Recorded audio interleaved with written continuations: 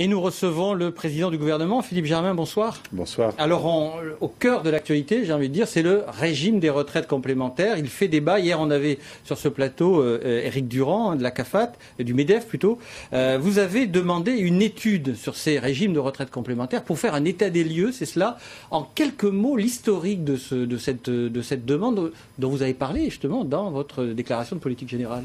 Écoutez, c'est très simple. Quand en 2017, on a voulu faire l'état de l'ensemble des régimes sociaux, on s'est aperçu qu'on n'avait pas les chiffres de la retraite complémentaire et qu'on ne pouvait pas les avoir. Et quand on les demandait à la CRE locale, ils nous disaient qu'ils n'avaient pas les chiffres. Et quand je demandais aux partenaires sociaux s'ils les avaient, ils me disaient qu'eux-mêmes n'arrivaient pas à les obtenir.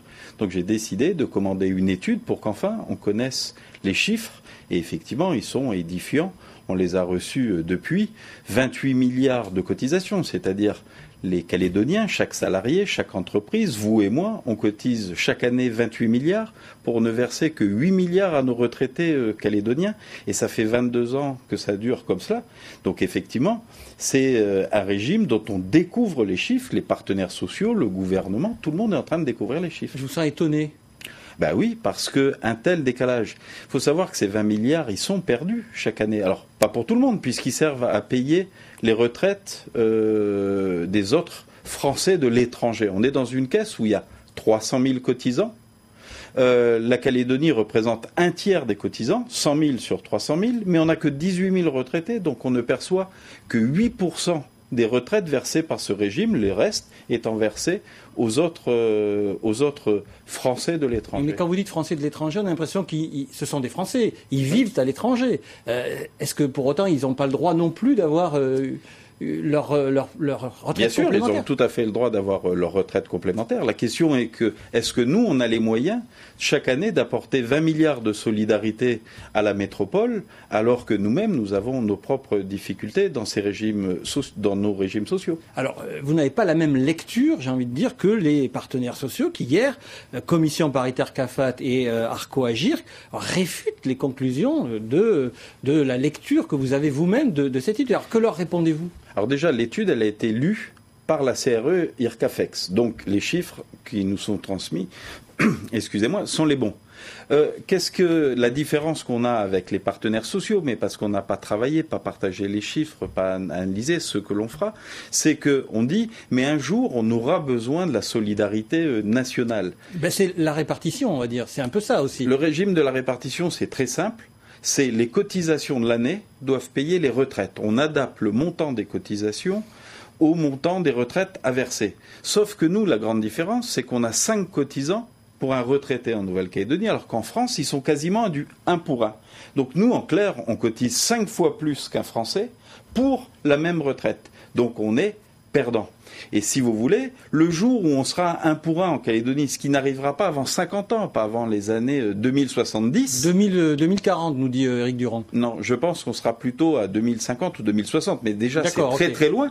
Mais c'est pas pour autant, on paiera notre part pour nos retraités et on bénéficiera pas de la solidarité, puisqu'encore une fois, pour les 300 000 cotisants de cette caisse, il faudra verser les retraites comparables et donc équilibrés de recettes et dépenses, et ils diront pas aux Calédoniens vous avez payé des centaines de milliards en trop, on va les prendre en charge à votre place. Philippe Germain, comment allez-vous converger puisque vos visions divergent? Est-ce que vous allez vous remettre tous en train de autour d'une table pour en parler? Bien sûr, bien sûr. Là, je crois que tout le monde est sous le choc. Moi, le premier, quand on découvre ces chiffres, on ne peut être que choqué. Les partenaires sociaux, c'est sensible pour eux. On parle de retraite, on parle d'acquis sociaux, et donc ils découvrent les chiffres et ils n'arrivent même pas à les accepter tels qu'ils sont parce qu'ils sont tellement incroyables.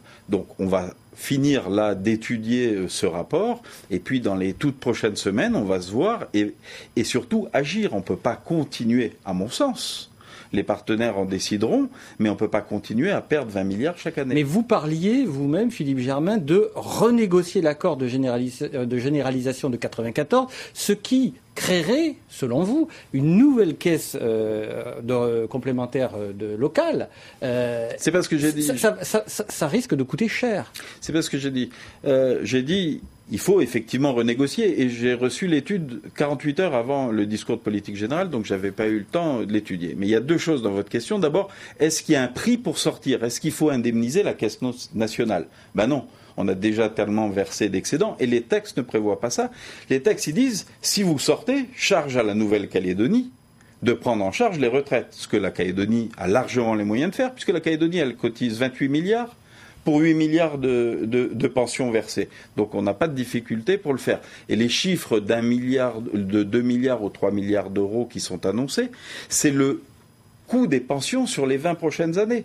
Mais qu'il faut mettre en parallèle avec, bien sûr, les cotisations qui sont largement supérieures, 20 milliards chaque année. Ce qui importe aux Calédoniens, c'est que la retraite soit garantie. Est-ce que vous pouvez l'affirmer ce soir? Oui, elle est garantie. Si vous savez, même si c'est pas décidé et c'est pas l'objet, on n'en est pas là. Mais si demain on dit à la CAFAT, on vous verse 28 milliards de cotisations par an, êtes-vous en mesure de garantir de payer 8 milliards aux Calédoniens? Ben oui, la réponse est oui, elle est évidente. On a les moyens. Je dis pas que c'est la solution, c'est une des pistes qu'il faut étudier, mais il y a d'autres pistes. On a 20 milliards de marge de manœuvre. On peut baisser les cotisations des entreprises, on peut baisser les cotisations des salariés, on peut augmenter les retraites. D'un mot, Philippe Germain, je vous coupe, la TGC, report de la réforme ou pas? Rapidement, parce que l'essentiel, c'est de réussir cette réforme. Quand on sera sûr qu'elle sera réussie, à ce moment-là, on pourra faire la bascule. Pour l'instant, on n'a pas toutes les données pour pouvoir nous prononcer. Merci beaucoup.